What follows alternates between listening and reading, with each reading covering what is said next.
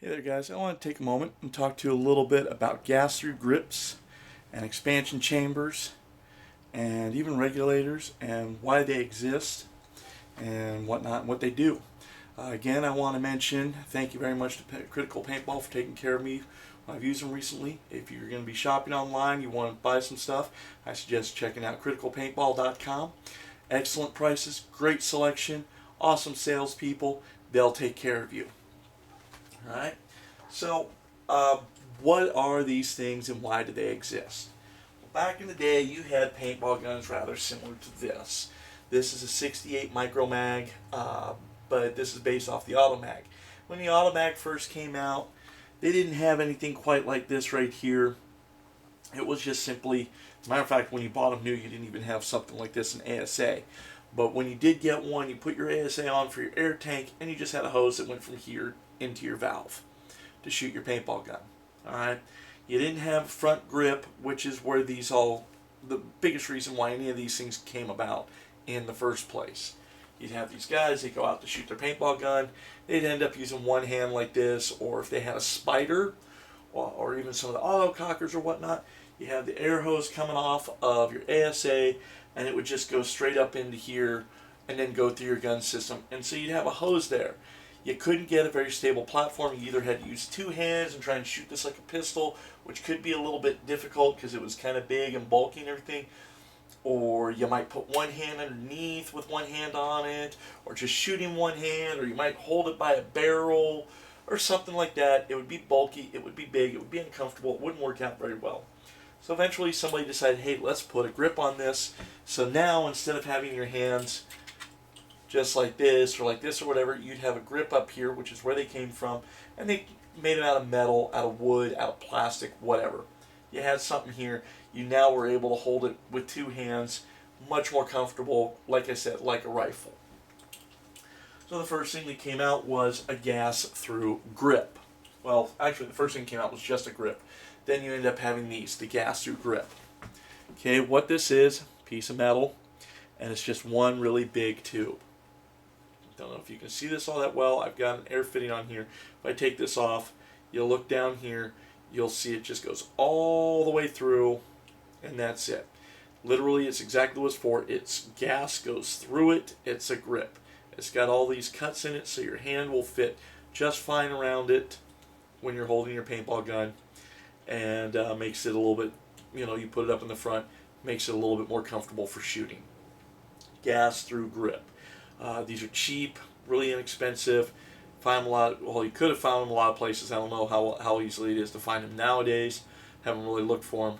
But the big downside is since it's just the air is going through it, it can get cold, especially if you're shooting CO2 and you're shooting a lot. It can get really cold. Okay, that's all it really does. This is a JT paintball gun, kind of like the Spiders. You can see it's got a gas-through grip. Right here, it's just cut so you can put your hand on it. Your air comes out of your ASA, goes straight up into it, and from here it just goes up and into the gun. It does nothing else. It just allows the air to go through, and it gives you a front grip to hold on to make it easier and more comfortable for you when you shoot. Well, because of CO2, people found that this wasn't really hampering its ability. You'd go through your paintball gun, and it would get cold, and you'd get liquid going through it. So they wanted to increase their performance and still keep a grip. So they came out with expansion chambers. Now, this one's a very simple one. It's cut again so that your hand will rest around it. This one was actually made so that if you didn't, you could use it and not have an ASA, not have anything you could screw your air tank in and have a hose through it. It's got a large enough area right here. You could just screw an air tank in it, kind of like its own ASA right here. And bring this up closer. Hopefully you'll get a chance to see. I probably moved a little too quick, but you can kind of see there's a hole there, and there's a little bit of a pin. So you screw an air tank in it. The pin depresses, allowing the air to go through it. When this is up in the gun like that, you just have your air tank coming right down at an angle, 45-degree angle, and it works out. What these do is they have a chamber. Basically, it's an open spot in here. The chamber will have a piece of metal, a round disc on it.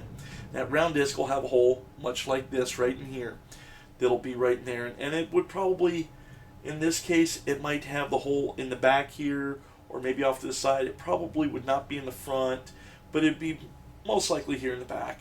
And then there might be a second chamber, because these were typically a 2-chamber or a 3-chamber, or even the larger 4-chamber.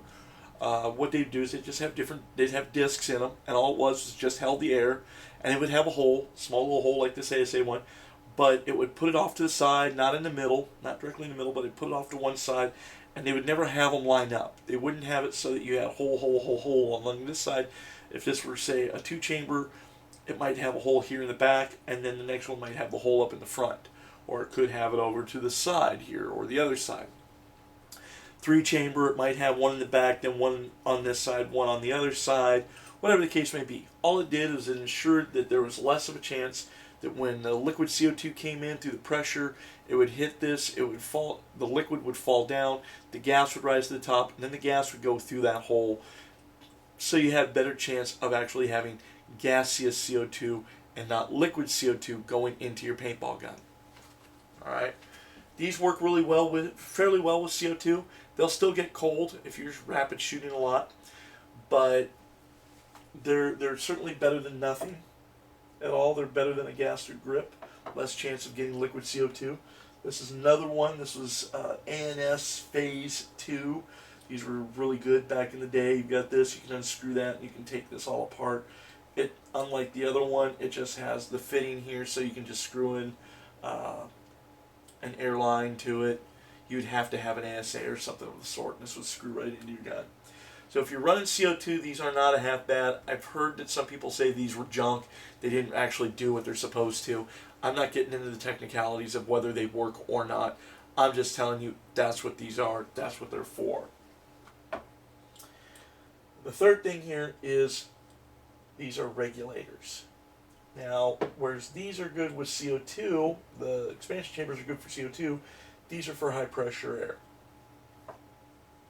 And I'm going to leave it at that, showing you that those are regulators, and I'll come right back with another video.